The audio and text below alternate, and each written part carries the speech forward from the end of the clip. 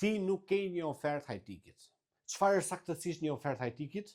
Unë po kufizoj një ofertë high ticket si çdo shërbim apo produkt që ka një çmim të lartë dhe ofron vlerë të jashtëzakonshme për klientin.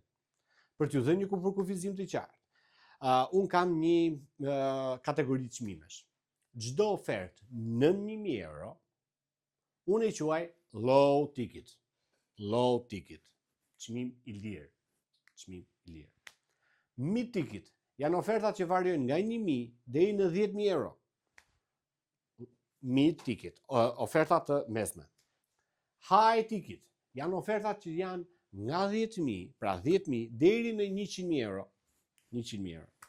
Dhe pastaj ultra high ticket janë ofertat mbi 100.000 euro, që mund të shkojnë deri në 1 milion ose më shumë. Pra, 4 kategori se si unë i kategorizoj ofertat. Ti poziciono biznesin tënde, ofertën tënde në cilën nga këto ke dhe ku je. Mund të jesh një biznes që ke high ticket, për shembull ke 100.000 euro produkt, ke 400.000 euro ofertë për klientin, dhe ti tani je në versionin e ultra high ticket. Këtu ke ca gabime që do t'i shohim bashkë. Por nëse ti je tek mid ticket, nëse je tek low ticket, edhe thu, hey shiko, shumica kanë këtë, unë kam low ticket, nuk shkoj dot te kjo. Kjo është për ty. Kujdes sepse ti nuk ke një ofertë high ticket. Ky përkufizim të ndihmon të kategorizosh qartë ofertat e tua dhe të vendosësh fokusin tënd tek vlera që ofron. Mund të mendosh, eri po, shiko, unë tash me këtë kategori që ke ti, unë nuk kam një ofertë high ticket. Mos u shqetëso, sepse do të ndihmoj unë për këtë. Problemi nuk është se nuk po fiton mjaftueshëm para. Problemi është se nuk po bën mjaftueshëm oferta për mjaftueshëm njerëz të dur. Një ofertë high ticket nuk është thjesht ajo që shet. Është një deklaratë e transformimit ose rezultatit që ndihmon klientët të arrijnë përmes shërbimit tënd.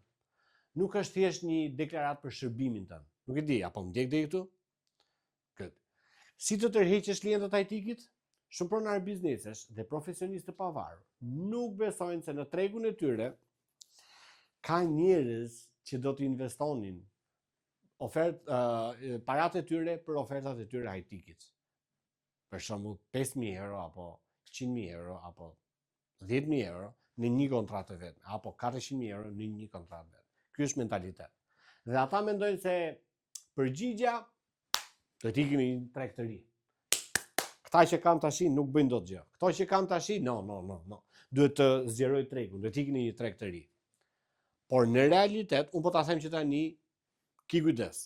Ti tashmë ke klient potencial të gatshëm për një ofertë high ticket. Janë të gatshëm të paguajnë ty ofertën high ticket. Thjesht ti se ke. Ka njerëz që të shohin dhe mezi presin, ore të lutem më bëj ofertën tënde high ticket. Të lutem ma bëj.